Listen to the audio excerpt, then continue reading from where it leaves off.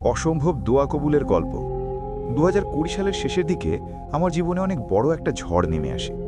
সেই সময়টা কিভাবে গেছে আল্লাহ ছাড়া কেউ জানে না। আমি কখনোই এতটা ভেঙে পড়ি নাই। আমার মনে হতো এই কষ্টের চেয়ে হয়তো মরে যাওয়া ভালো। আল্লাহুম্মা গাফিরলি। আমার মানসিক কষ্টের কথা কোনোভাবেই বোঝানো সম্ভব না। ইসলামিক বিভিন্ন পেজে তখন দোয়া কবুলের অনেক আমল দেখতাম। দোয়া কবুলের গল্পগুলা পড়তাম আর ভাবতাম, আসলেই কি মানুষের দোয়া এতটা কবুল হয়? মনে হতো মানুষ হয়তো বেশি বেশি লিখতেছে, কিন্তু আমার আল্লাহর প্রতি বিশ্বাস ছিল যে ডাকলে তিনি ঠিকই শুনবেন। এরপর আমিও আমলগুলা করার চেষ্টা করি। আজান এবং ইকামাতের মাঝে, নফল নামাজের সিজদাতে, বৃষ্টির সময়, শুক্রবার আসরের পরে দোয়া করতাম। তাহাজ্জুদ প্রতিদিন পড়তে পারতাম না, কিন্তু দু একদিন পর পর পড়তাম। মাঝরাতে ঘুম ভেঙে গেলে দোয়া পড়তাম, আর আল্লাহর কাছে বিছানায় শুয়েই কাঁদতাম। ইসমে আজম পড়ে দোয়া করলে নাকি দোয়া কবুল হয়, এজন্য এটা মুখস্থ করে ফেললাম। মোনাজাতে ইসমে আজম পড়ে দোয়া করতাম। আল্লাহর কাছে পূর্বের গুনাহের জন্য সবসময় মাফ চাইতাম।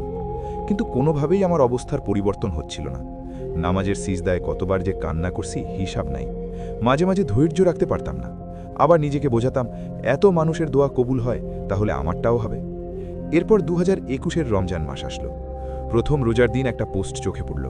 ওইখানে লেখাটা এমন ছিল, আশা করি আমি আপনাকে অন্তত এমন 8-10 জন মানুষ দেখাতে পারবো যারা রমাজানে, বিশেষত শেষ 10 দিনে আয় রোজগার এবং বিয়ের জন্য নিয়মিত দোয়া করেছে।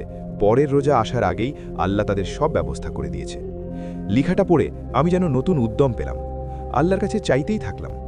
সলাতুল হাজতের নামাজ পড়েছি আর আল্লাহকে বলছি, আল্লাহ, যদি এটা আমার জন্য উত্তম হয় তাহলে আমাকে এটা পাওয়াই দাও, আর যদি এটা আমার জন্য উত্তম না হয় তবে আমার কষ্ট কমায় দাও, আমার মন থেকে এটা উঠায় দাও।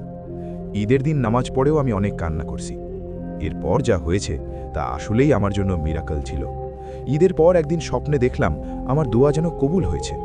কিভাবে আমি স্বপ্নে দেখলাম জানি না। যে জিনিসটার জন্য আমি দোয়া করছিলাম সেটা আমার জন্য আসলেই প্রায় অসম্ভব ছিল, কিন্তু আল্লাহর অশেষ মেহেরবানিতে 7 মাস পর আমার দোয়া কবুল হয়, আলহামদুলিল্লাহ। ঈদের কিছুদিন পরেই আমার সাথে এই মিরাকল হয়।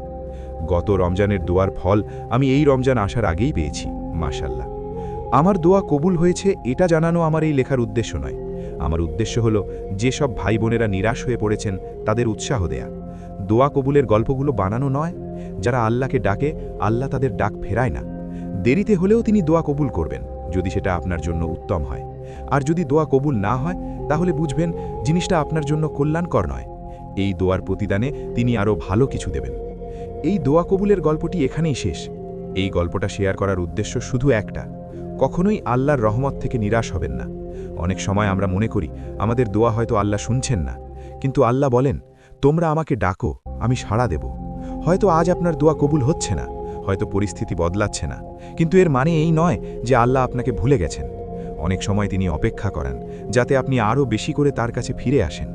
তাই যদি আপনি এখন কোনো কষ্টের মধ্যে থাকেন, যদি কোনো কিছুর জন্য রাতের পর রাত দোয়া করেন, হাল ছাড়বেন না। কান্না করে হলেও আল্লাহর কাছে চাইতে থাকুন, কারণ যে রব সমুদ্রকে 2 ভাগ করতে পারেন, তিনি আপনার অসম্ভবকেও সম্ভব করতে পারেন। হয়তো আপনার দোয়ার উত্তর আসছে, শুধু সময়টা এখনও আসেনি। তাই দোয়া করা বন্ধ করবেন না।